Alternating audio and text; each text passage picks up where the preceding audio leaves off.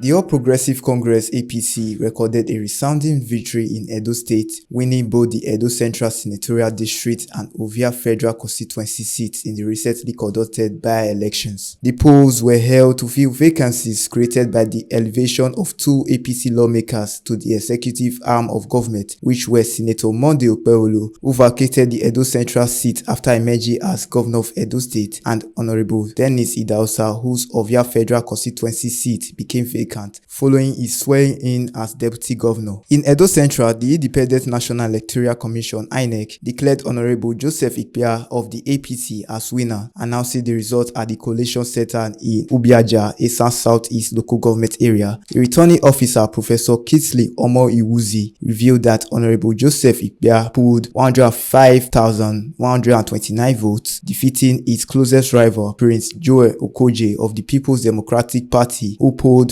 15,146 votes. Similarly, in Ovia Federal Constituency, Barrister Omosede Igbinedion of the APC emerged victorious with 77,053 votes. According to results announced by INEC returning officer Clement Igodaro, our PDP challenger Johnny Akpitayi managed 3,838 votes, while Dr. Sandra Asemota of the African Democratic Congress (ADC) received 925 votes. Speaking to VOS TV, some Edo residents described the by-elections as a free, fair, and peaceful election. They commended INEC for what they described as a transparent conduct. It was peaceful, and before we know it, we had a winner. So, okay, to some extent, I'm not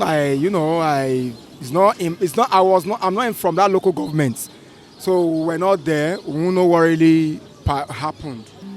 So far, so good, but I'm not on ground, but. In Nigeria, so that's what I said before, in Nigeria, those who are in power determine the winners. They're like in APC is the one ruling now. So you can't expect maybe like a PDP to remove any person that in that constituency, because the governor or the power that's being now, so they are more superior. They are not positioned. That is why you see that all the by-elections have been sued by the APC and others. So it is a normal phenomenon in Nigeria. The by-election was free and fair. The by-election further attests to the fact that INEC is getting it right. A lot of voters came out to exercise their franchise, and I'll tell you that what we saw on the feed is a further testament that we're getting it right in this country, and we're moving to the next level as regards electoral reforms in this country. So I think the election was free and fair. Yes, I was satisfied with the conduct of the election. I was privileged to monitor the election also. Beavers worked very well.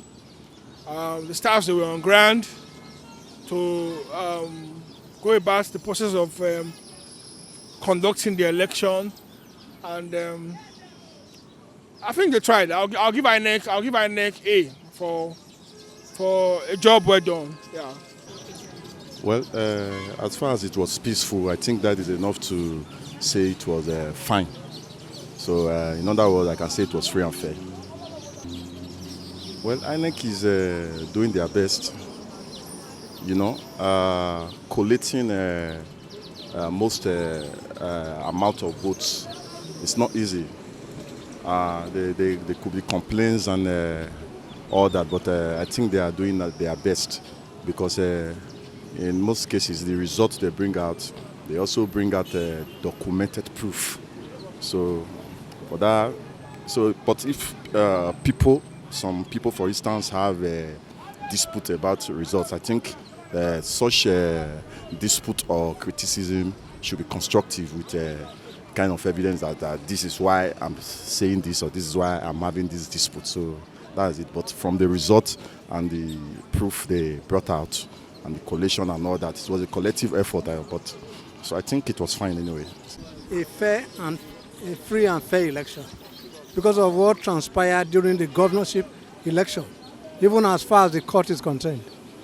So I am not expecting that the election was going to be free and fair.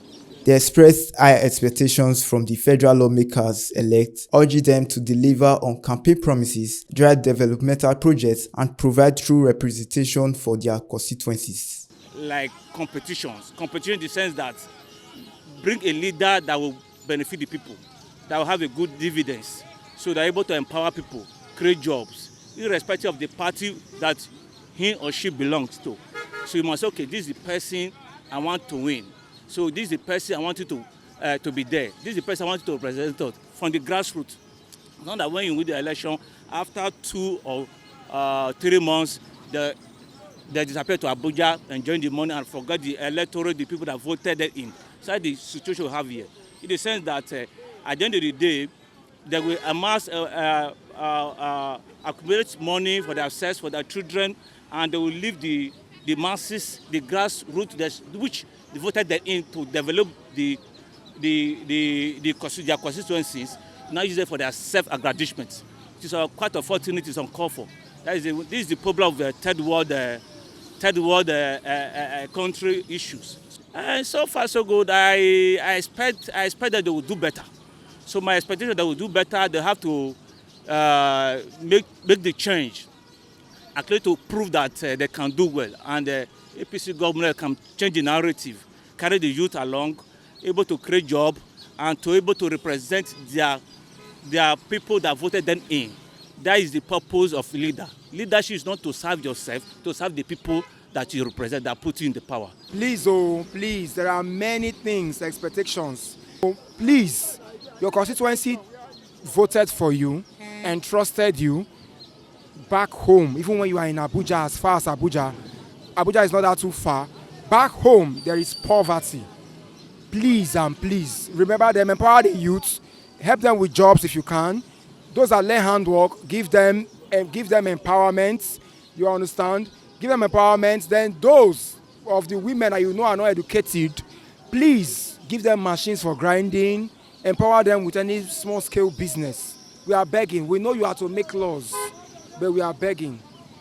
So, you as a Nigerian and us as a Nigerian, we just pray for the better, for the future, that we will have politicians who will think of the people they are going to govern and who will think of the ideology they are pursuing, not their personal and their family interests. That is, their personal and their family interest is what will be seen. Yeah, the winners, they have to last sit and know that the voters, the members of their constituents, they like them, they love them, and they must ensure that they deliver the dividends of democracy, because they have given them their trust via voting. So it is now their duty to ensure that they deliver on their electionary promises. Well, we expect them to do the best because generally the citizens are expecting more because of what is happening, and in advanced countries things are done better off. So I think they should improve in discharging their services in various departments or in various positions that they are meant or they are voted in for. I don't expect anything because APC doesn't mean well for us in many areas of our life.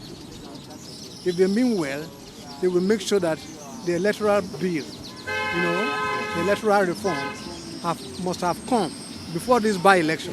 The APC's landslide victories in Edo Central and Ovia Federal Constituencies consolidate its political stronghold and signal a shifting balance of power in Edo State, setting the stage for a decisive governorship battle that will test whether its momentum reflects a lasting loyalty or short-lived flow. Trust Obasoge, reporting for VOS TV News Benin.